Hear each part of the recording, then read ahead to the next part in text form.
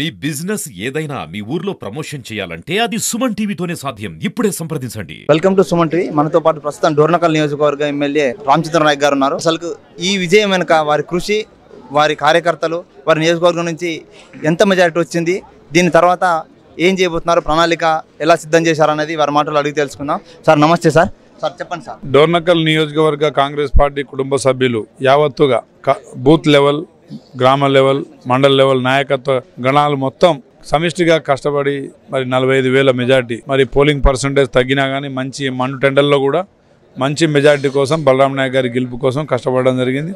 వారందరికీ పేరు పేరున ప్రత్యేక ధన్యవాదాలు కూడా తెలియజేస్తా ఉన్నా.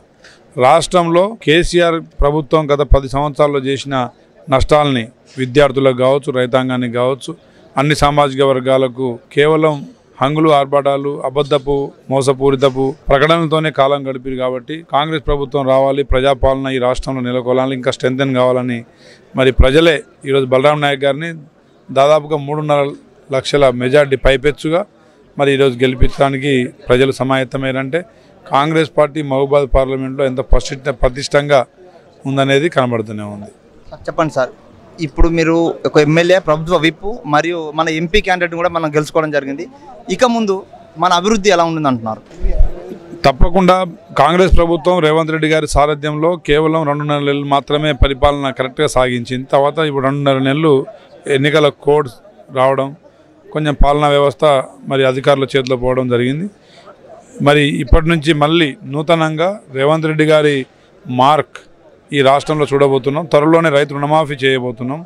ఆ తర్వాత మహాలక్ష్మి, కళ్యాణ లక్ష్మి, ఇందిరమ్మ ఇళ్ళు లాంటి పేద బడుగు బడిన వర్గాలకు ఇచ్చిన హామీలను నిలబెట్టుకునే ప్రయత్నంలో మా ముఖ్యమంత్రి గారు, వారి కేబినెట్ మంత్రులు, మేమంతా సమిష్టిగా ముందుకెళ్తాం.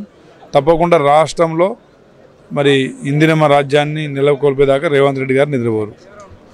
ఇవన్నీ జరగాలనంటే కొత్త రేషన్ కార్డు జారీ ముందస్తుగా చేయాలనేది ప్రజల కోరిక. ఎందుకనంటే మీరు అన్నీ అందాలేనంటే రేషన్ కార్డు పర్పస్లో ఉంది. ఫస్ట్ మీరు రేషన్ కార్డు మీద ఎటువంటి చర్యలు తీసుకోబోతున్నారు? ప్రజాపాలనలో వచ్చిన దరఖాస్తులను పరిశీలించి లబ్ధిదారులను ఆల్రెడీ కొంత గుర్తించడం జరిగింది.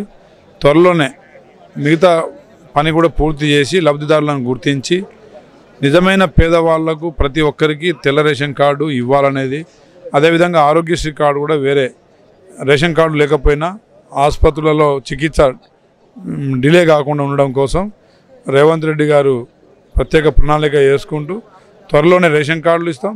అదేవిధంగా రేషన్ సరుకు కిరాణా షాపుల ద్వారా కూడా ఇచ్చే ప్రక్రియ కూడా మేము త్వరలోనే తీసుకుంటున్నాం.